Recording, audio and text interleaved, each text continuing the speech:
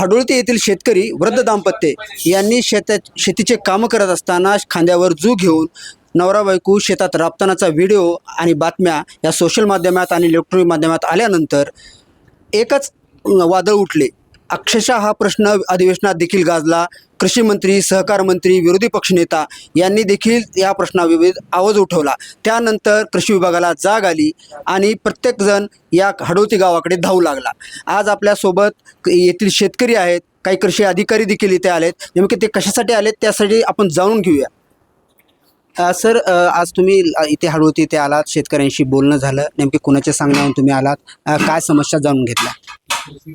काल जी बातमी आली त्या अनुषंगानं कृषी मंत्री महोदयांच्या कडून सकाळी सांगण्यात आलं आणि मी या शेतकऱ्यांना भेटण्यासाठी आलेलो आहे.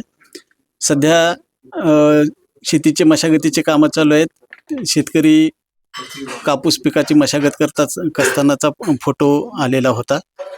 शेतकऱ्यांना आता हे करण्यासाठी, मशागत करण्यासाठी आमच्याच तालुक्यातले शेतीनिष्ठ शेतकरी माऊलगावकर यांनी एक बैली नांगर हे मोफत देण्याचं सांगितलेलं आहे आणि ते उद्या देणार आहेत.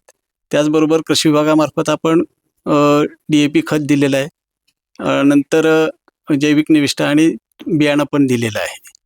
आणि शेतकऱ्यांना जे काय लागणारं सानुग्रह आहे, अनुदान आहे, त्याच्याबद्दल मी शेतकऱ्यांना विचारण्यासाठी मी इथे आलेलो आहे. शेतकऱ्यांसोबत आपण आता चर्चा केली, दोन्ही दाम्पत्यासोबत चर्चा केली, तर त्यांनी काय भावना व्यक्त केल्या, किती वर्षापासून शेती करतायत आणि काय समस्या असं सांगितलं? ते पारंपरिक शेती करतायत, त्यांच्या ह्याच्यापासून शेती करतायत ते, त्याच्याबद्दल त्यांनी आत्ताच सांगितलेलं आहे. याच्यानंतर तुमच्या जे तपासणी केली किंवा हे केलं तर फार्मर ID कार्ड असतं, ह्या गोष्टी त्यांना आतापर्यंत माहीत नव्हत्या. त्याच्या संदर्भात काय समुपदेशन केलं की नाही? कालच आमच्या सहाय्यक कृषी अधिकारी, तालुका कृषी अधिकारी, मंडळ कृषी अधिकारी यांनी येऊन शेतकऱ्यांना फार्मर ID काढून दिलेलं आहे. शेतकऱ्यांना जे काही लागणारं अवजार आहेत किंवा औषधं वगैरे आहेत ते करण्यासाठी आम्ही त्यांना सांगितलेलं आहे.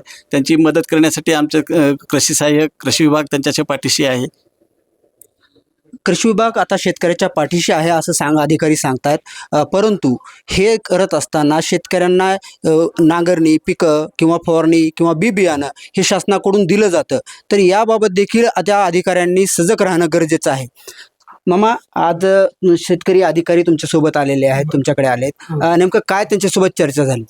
चर्चा काय, आम्हाला खात बी आणि माझं कर्ज माफ करावं, 2 लेकराला शिक्षण द्यावं आणि एक माझ्यासारखे सगळे जे आहेत सगळ्याचं कर्ज माफ करावं मागणी केली. तर सरकारनं मला देतो म्हणून म्हणले, म्हणून मी आलो घरी. इथं बाबासाहेब पाटलांचा फोन आला होता, कृषी मंत्र्याचा फोन आला होता, त्यांनी काय सांगितलं तुम्हाला? त्यानं तुमचं कर्ज माफ करूच म्हणले. माफ करतो म्हणून केले नाहीत, आता पसतो बरे, आता करतो म्हणले. पुन्हा तुम्हाला खात बी तुमचं घर पोचूत करूच म्हणले. सरकारनं तुमची दखल घेतली, याच्याबद्दल समाधानी आहात का तुम्ही? समाधान हा. आणि 2 लेकरं शिकायचेत माझे. मला